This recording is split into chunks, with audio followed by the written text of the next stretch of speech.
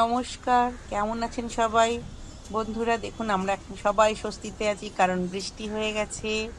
আজকে অল্প বৃষ্টি হয়েছে, মেঘলা মেঘলা রয়েছে। গাছগুলো দেখুন কিরম দুলছে। চলুন আমার ছাদটা একটু ঘুরে দেখে আসি। গাছগুলোকে আমি কিন্তু সব আগের জায়গায় রেখে দিয়েছি, কারণ কি বলুন তো, গাছগুলো ঘেঁষাঘেঁষি থাকাতে একটা গাছের ডালের সঙ্গে আরেকটা গাছের ডাল জড়িয়ে গেছিল, তাতে যেন গাছের গ্রোথগুলো কম হচ্ছিল। কিন্তু এই গরমের থেকে আমি বাঁচানোর জন্যই ওইভাবে রেখেছিলাম, ওটাও একটা উপায়।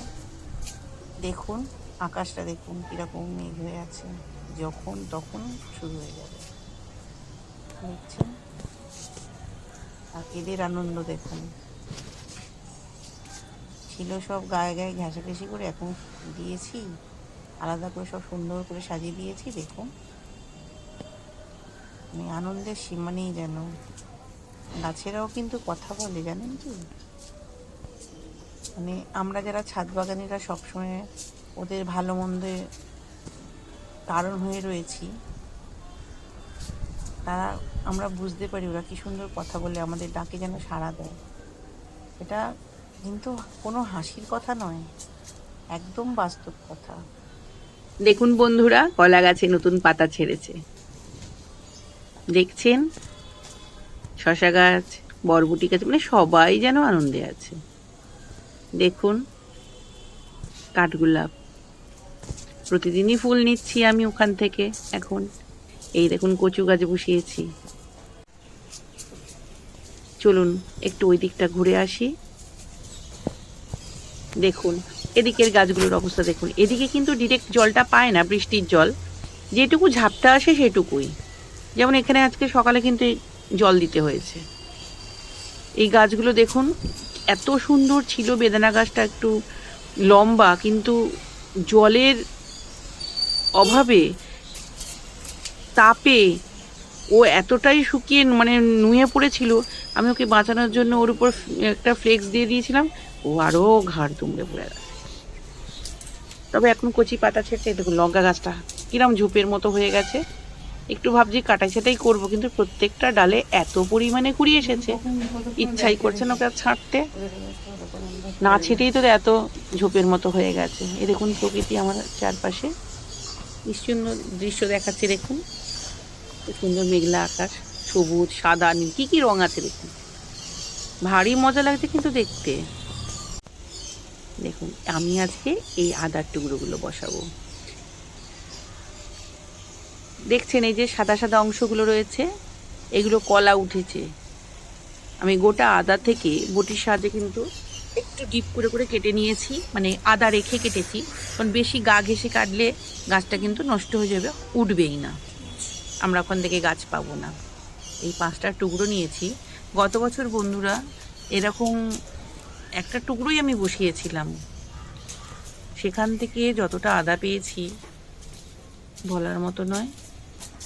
আর মানে তার আনন্দটাই আলাদা। কোথায় বসাবে? নিজের বাগানের জিনিস তুলে মানে চায়ে দিয়েছি, সেটা আবার সবাইকে খাওয়াচ্ছি। উফ, কত বাজে সবাইকে বলেছি। এই কচু গাছ করেছি, ভেটকুল পাতা, জানি না আপনারা এটাকে কি বলেন, এটা তো বাটা করে খায়। আর এই তো ফুল হয়েছে মনে হয়, আমি ঠিক জানি না। বন্ধুরা কেউ যদি জানেন তো একটু কমেন্ট করে জানাবেন তো। আমার যেন মনে হচ্ছে এটা ফুল, আমি যদিও কোনোদিন দেখিনি জিনিসটাকে। আর মধ্যে কচু গাছ লাগিয়ে দিয়েছি কটা, বেশ আনন্দে রয়েছে তারা। থাক, আমি এটার মধ্যে আদাগুলোকে একটু বসিয়ে দিই।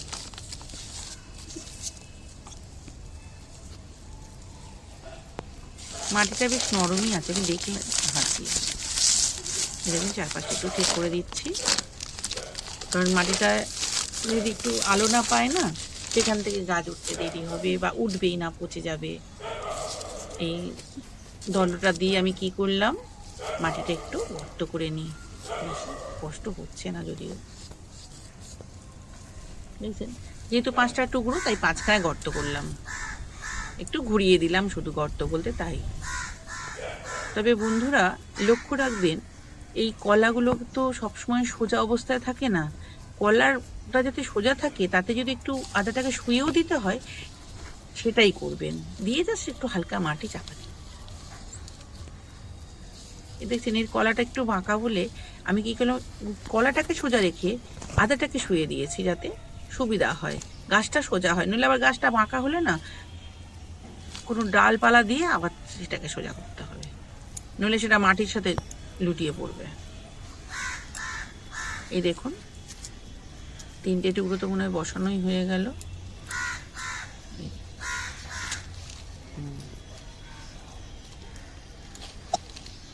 সবগুলো বসিয়ে দিলাম।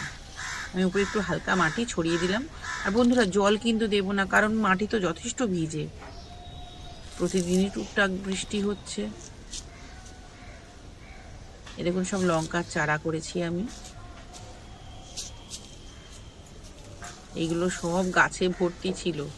আমি গাছগুলোকে জায়গায় জায়গায় সব বসিয়ে দিয়েছি। বন্ধুরা প্রত্যেকটি ভিডিওতে আমি একটি করে ইনফরমেশন দেওয়ার চেষ্টা করি যাতে আপনারা গাছ বসা এবং সুবিধা হয় তাতে অনেক।